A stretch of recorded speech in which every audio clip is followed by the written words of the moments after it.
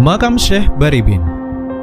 Makam Syekh Baribin diyakini sebagai makam keramat oleh masyarakat sekitar, terutama masyarakat desa Sikanco dan sekitarnya.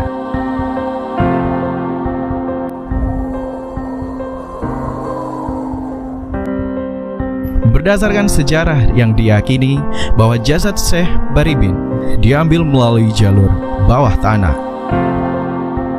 Mohon maaf, karena sampai pada saat video ini dibuat, juru kunci makam Syekh Baribin yang berada di Sikanco belum bisa menuturkan informasi karena kondisi kesehatan beliau. Sehingga informasi tersebut dituturkan oleh juru kunci makam Syekh Baribin yang berada di Kebumen, sekaligus pemegang satu-satunya buku pakem sejarah mengenai Syekh Baribin dari Keraton Ngayogyakarta. Lalu, untuk melestarikan sejarah Eyang Syekh Maulana Baribin atau yang dikenal sebagai Syekh Baribin, berikut sepenggal sejarah Eyang Syekh Baribin. Putra Prabu Brawijaya V Majapahit itu sing nomor 78. Niku jenenge Raden Joko Panular. Iki Syekh Baribin, Panembahan Haji Kanco. Ibune jenenge Dewi Tapen saking Lumajang. Brawijaya gangsal niku kagungan putra kabeh jumlahe wonten 117 tiyang. Di dalam semasa hidupnya, Syekh Baribin merupakan seorang ahli tapa. Dan suatu ketika, beliau melakukan perjalanan ke arah barat untuk bertapa. Piyambakipun niku salah sawijining tiyang sing seneng maulana, seneng tapa.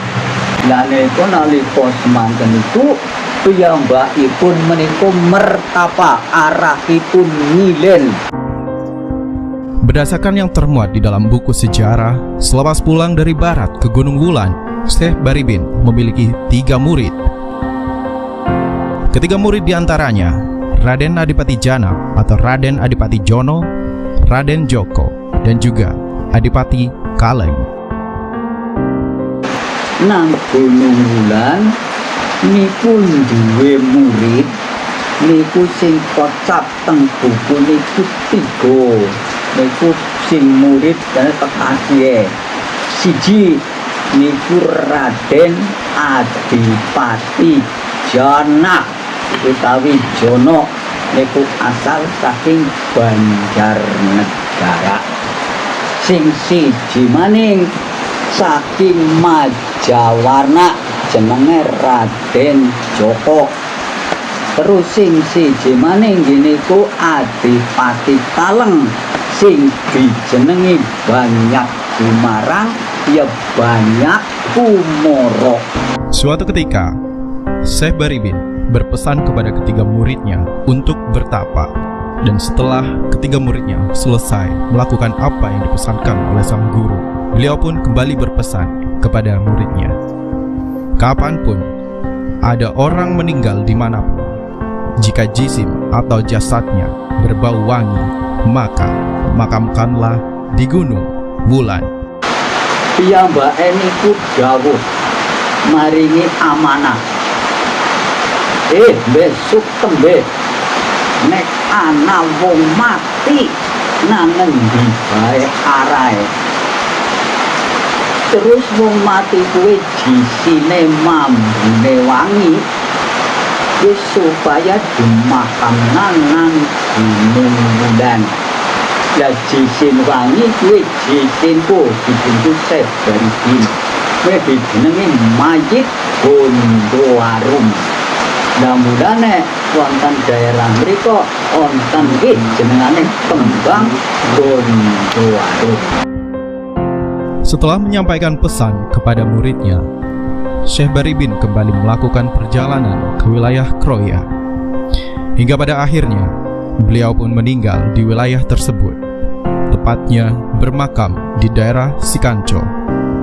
Pindah saking Gunung Wulan datang daerah Kroya ngantos sedane teng mriku krungu nek nang daerah Troya kuwi ana wong mati kok jere jijine mambune wangi. Kabar berita tentang kepergian seseorang yang meninggalkan bau harum di dalam tubuhnya.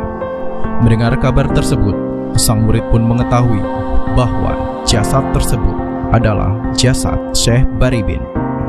Muridnya pun bertekad untuk mengambil jasad sang guru yang telah dimakamkan, karena mengingat pesan yang telah diamanahkan oleh sang guru kepada muridnya. Jisin kuwi dicolong, mulane tekan siki nang makame Sinan Sikantro sebelah lor hari ini kan wonten bolongan niku kan sejarah. Nek biyen niku Syekh Baribin niku dijot medal mriku, mulane dijone iku digawane tuh ngisor dadi bawah tanah. Lah tuh bawah tanah mulane mriku jenenge wonten jenengane Bruk Simaling. Mengetahui bahwa makam Syekh Baribin telah ditunggu oleh orang-orang dan salah satu murid lainnya, maka diambillah jasad Syekh Baribin melalui jalur bawah tanah. Hingga kini, lubang yang diyakini untuk proses pengambilan jasad Syekh Baribin dibiarkan tetap ada, meskipun telah dilakukan renovasi pembangunan. Dan inilah tempat-tempat yang diyakini dalam sejarah yang menjadi jalur pengambilan jasad Eyang Syekh Baribin pada saat itu untuk dipindahkan dari makam yang ada di Desa Sikanco ke makam yang sekarang ada di Grenggeng, Kebumen. Pak Semangat, ini bisa diceritakan Pak, kalau dari keterangan yang kita peroleh beberapa waktu lalu, ini disebutkan ada keterkaitannya dengan tempat ini, Lumah Sepur, dan kalau kita telusuri jauh lebih lanjut, itu akan sampai ke Bruk Simaling atau jembatan Simaling yang ada di sebelah sana. Nggih ngaten iki Mas. Niku Mbah Raden Wirajana badhe mundhut sisimipun Mbah Syekh Baribin ingkang sampun dimakum wonten ing makom Gondok Arum mriki. Pertama mlebet saking Bruk Simaling, terus medal lewat Bonggang. Karena kala itu dijaga oleh salah setunggalipun murid ingkang putra Bupati Ayah. Nggih rebutan. Terus dipundhute malih lewat bawah tanah. Ya. Memang untuk pengambilannya itu prosesnya itu lewat bawah tanah. Bahkan ngantos sepriki istilah lubang ingkang nggih pengambilan mayat tersebut tesi diabadikan. Oke. Iya. Jadi memang supaya sejarah-sejarah ini tidak hilang begitu.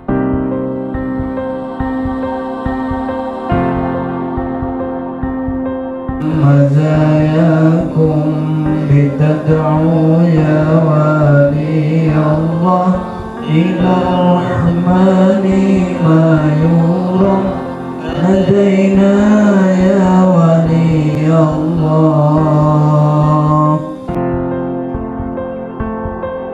Sejak 2010 lalu, makam Syekh Baribin telah diakui oleh Dinas Pariwisata dan Kebudayaan pemerintah setempat sebagai tempat ritual kemasyarakatan.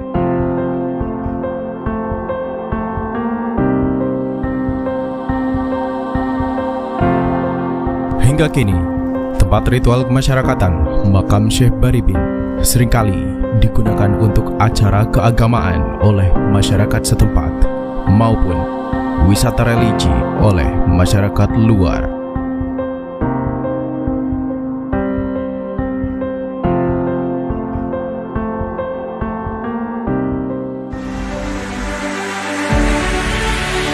Sudah selayaknya bagi kita untuk melestarikan sejarah yang ada, sehingga sejarah di sekitar kita tak hilang ditelan waktu.